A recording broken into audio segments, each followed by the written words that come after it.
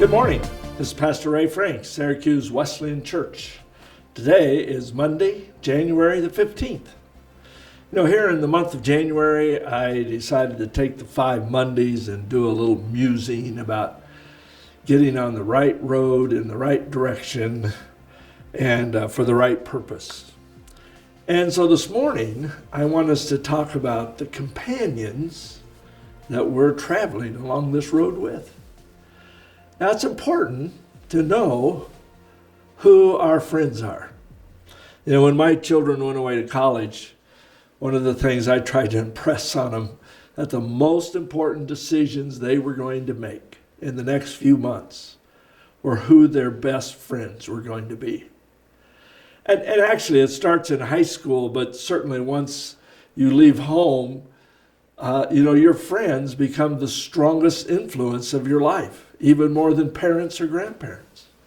That's a little hard for me as a parent to give up, but that's the reality of life. And so it was important, and I tried to give them some pointers on how to find good friends and how to choose the right people to associate with and hang out with. And one of the things I suggested, if they were wanting to be serious about their walk with Jesus, then I'd show up at some of the hottest, most fervent prayer meetings on campus and look around and see who was there. Maybe those are people that I want to be my very best friends. Well, the fact is that same principle applies to all of us, no matter how old we are. Choosing our friends is a critically important decision in determining our spiritual life. I am more and more convinced that you cannot be a Christian on your own. There's no such thing as a Lone Ranger Christian.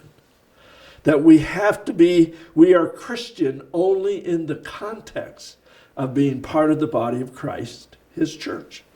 Listen to how the writer of the Hebrews puts this idea.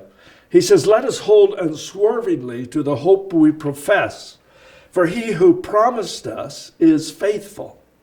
And let us consider how we may spur one another on toward love and good deeds, not giving up meeting together, as some are in the habit of doing, but encouraging one another, and all the more as you see the day approaching." Did you catch that phrase? Spur one another on. Do you have friends that do that for you? I think it's really critical. One of my favorite preachers and authors is a guy by the name of Reuben Welch. And one of the books he wrote is entitled, "We Really Do Need Each Other." See, the really great part about being part of a church is that everybody that goes there is not just like you. Or at least they shouldn't be. If that's the kind of church you go to, I'd pray about that. Because there's all kinds of people that God brings together to form the body of Christ. In our family members, sometimes we can be choosy who we get to invite over to our house for Thanksgiving dinner. Maybe we don't want Aunt Marble to come, who always complains about every little thing on the table. But in the church, we don't get that option. We have to learn to live with each other and to love each other and to spur each other on. Ecclesiastes puts it like this: "Two are better than one because they have a good return for their labor.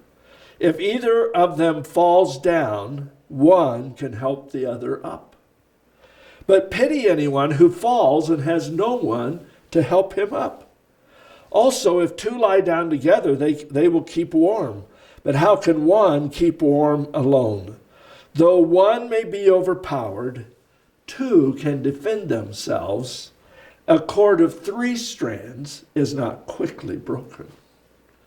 Well, folks, the truth is temptations are far easier for me to withstand when I am in fellowship with a Christian brother and friend who is walking with me day by day and being accountable to each other along the way. Part of the benefits of being part of the body of Christ is the accountability that we hold each other up and encourage each other to do the right things for the right reasons, for the right purpose.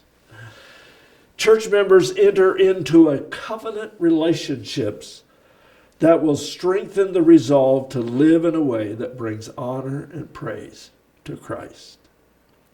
In his book, Ruthless Trust, Brennan Manning gives the following story to illustrate how much we really do need each other.